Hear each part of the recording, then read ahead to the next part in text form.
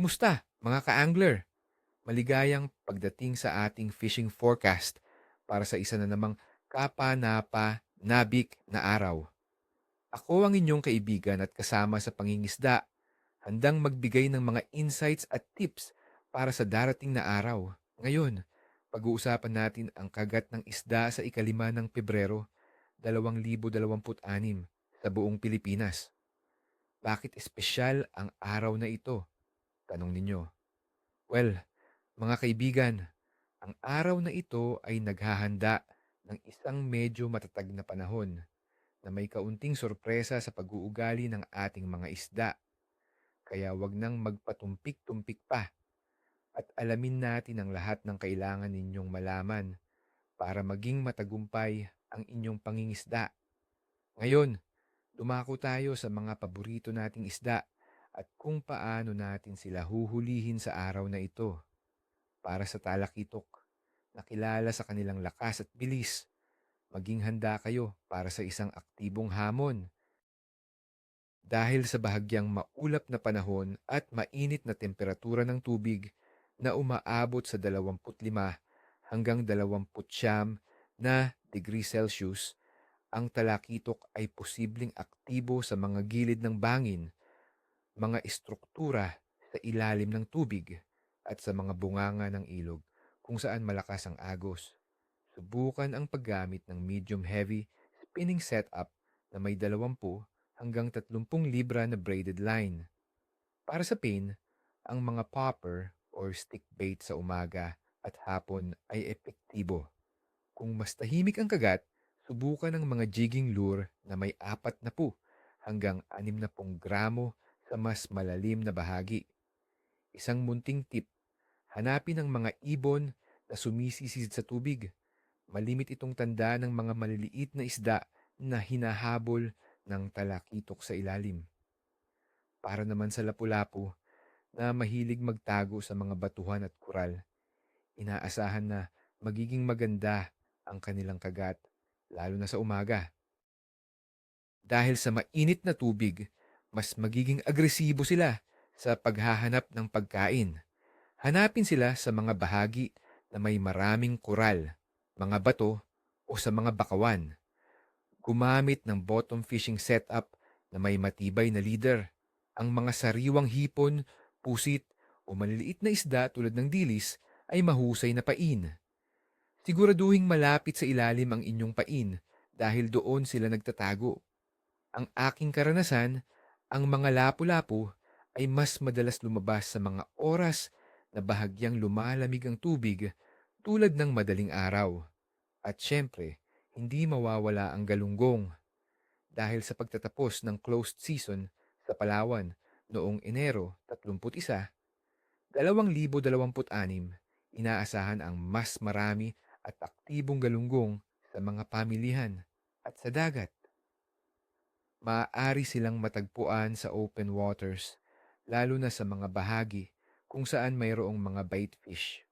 Ang sabikirig ang pinakamabisang gamit para sa kanila. Hanapin ang mga palatandaan ng boiling sa ibabaw ng tubig o tanungin ang mga lokal na mangingisda kung saan ang kumpol ng galunggong.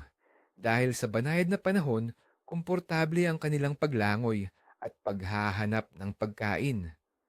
Ngayon, suriin natin ang mga kondisyon ng ating panahon. Para sa ikalima ng Pebrero, 2026, inaasahan natin ang medyo maulap na panahon sa buong araw at gabi.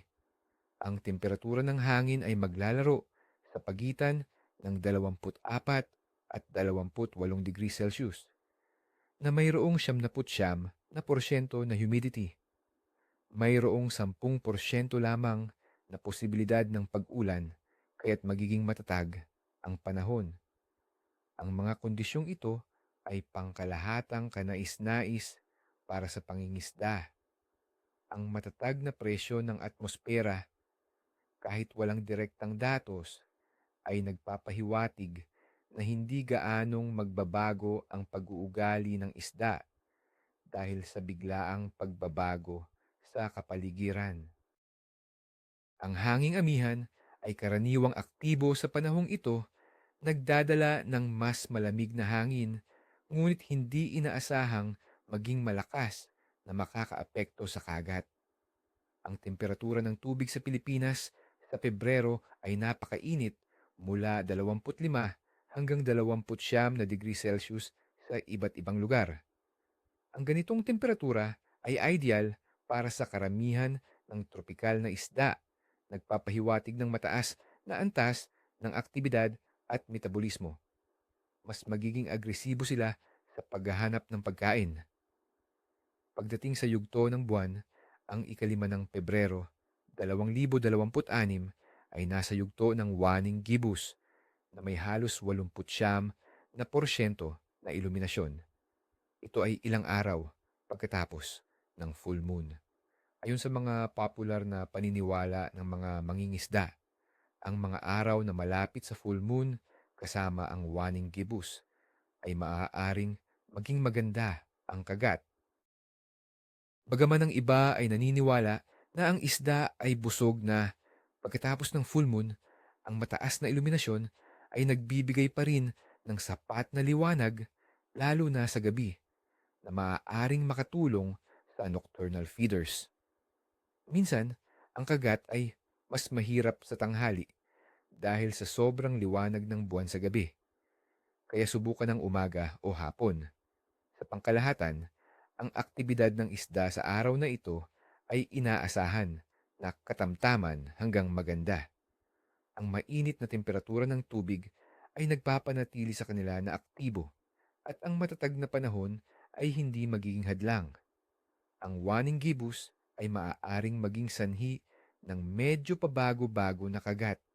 Ngunit sa tamang diskarte at lokasyon, sigurado akong makakakuha kayo ng magandang huli. Kaya't mga kaibigan, lumabas na at subukan ang inyong kapalaran.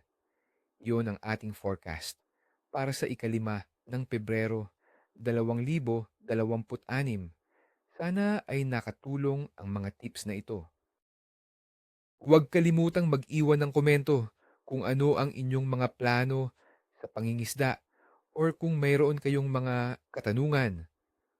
Kung nagustuhan ninyo ang video na ito, bigyan ninyo kami ng like. At syempre, mag-subscribe na kayo sa aming channel para sa mas marami pang fishing forecast at adventures. Ni isang buntot, ni isang kaliskis. Ano ang pinaplano ninyong hulihin sa araw na ito? Ibahagi ang inyong mga obserbasyon sa ibaba.